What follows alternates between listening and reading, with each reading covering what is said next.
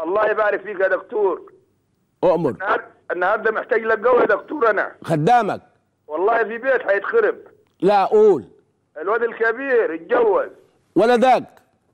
واحده مش منقبه ودخل عليها. ولدك الكبير اتجوز واحده مش منقبه. مش منقبه يعني ايه؟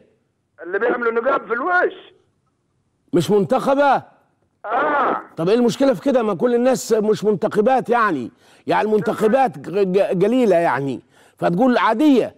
انما لو اتجوز منتخبه تقول منتخبه، انما تقول واحده مش منتخبه يعني معناها ان كل الدنيا بقت منتخبه. ما انا هقول لك. قول لي. ما هقول لك ايه اللي حصل.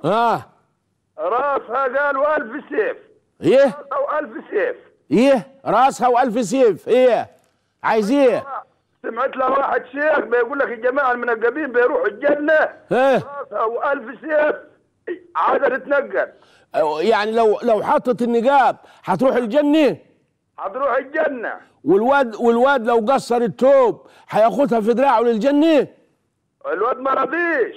الواد ما رضيش ايه؟ طب وافرض انها سمعت من واحد تاني يقول للراجل اذا كنت جدع وابوك بتاكل في الرز والراجل بيعرض عليه 1000 جنيه زي امبارح هتخش النار، لازم تقتل ابوك يقتلك. طب بقول لك. قول لها انت هابله وعبيطه. طب بقول لك. قول لي. عاوز كلمه من عندك بتقول له طلقني طلقني يا النقاب يا الطلاق. يا النقاب يا الطلاق. قول لها لا، يوديها عند امها تقعد يومين تروق ويسمعوني يا رجب ويسمعوك واحنا بنتكلم الوقت اهو.